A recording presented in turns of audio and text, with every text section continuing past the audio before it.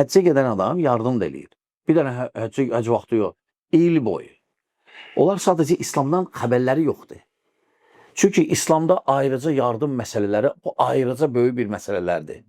İslamın şərtlərindən biri zəkatdır.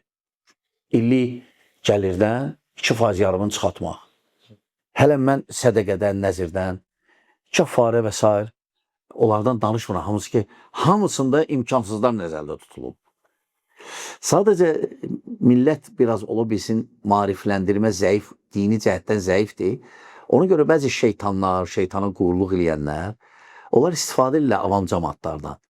Cəmaatın bilməməzliyindən deyirlər, həccin hoş gedir, versin də, qardaş, o onun öz işidir. Mən sən deyəmərəm, sat maşınımı get, bir də ucuz maşın al, cəmaatımı, o sənin öz işindir.